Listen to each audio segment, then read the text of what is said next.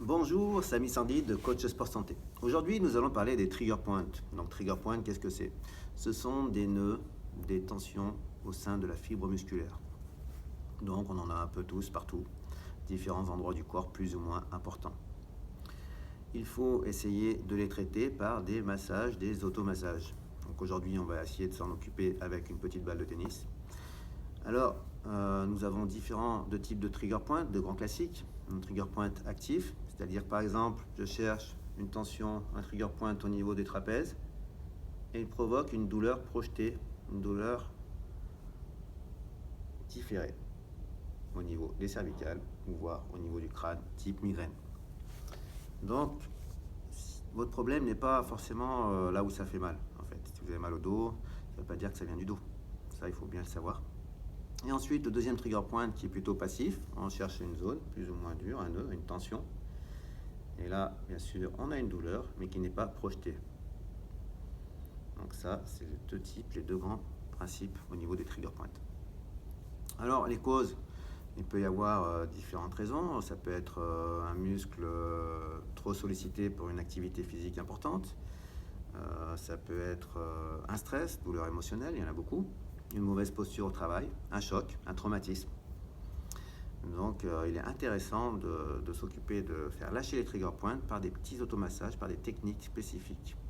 Il y a une documentation, des livres plus ou moins intéressants pour justement pouvoir connaître les trigger points, pouvoir les traiter, et aussi des personnes formées, des professionnels qui peuvent vous aider justement à soulager certaines douleurs. Donc c'est vraiment intéressant. Alors, ça peut provoquer des douleurs, mais aussi limiter au niveau de la mobilité articulaire.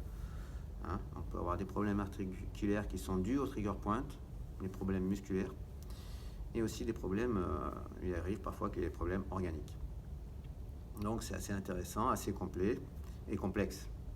Mais il y a des choses assez simples qu'on peut mettre en place pour soi-même, pour justement essayer de soulager et d'avoir un bien-être dans la vie de tous les jours, de mieux dormir, de mieux se sentir, et d'avoir peut-être des douleurs qui étaient là depuis un moment, mais on n'est pas arrivé à les soulager par des méthodes déjà avec simplement des cachets. Aujourd'hui, les cachets, on sait que ça calme la douleur, mais ça ne traite pas la cause.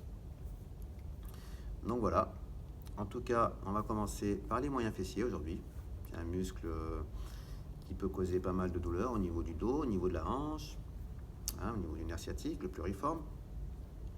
Donc, très intéressant de masser ce muscle-là.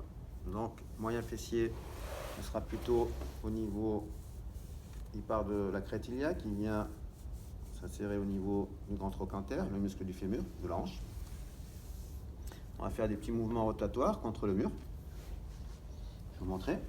Je place la balle à ce niveau-là.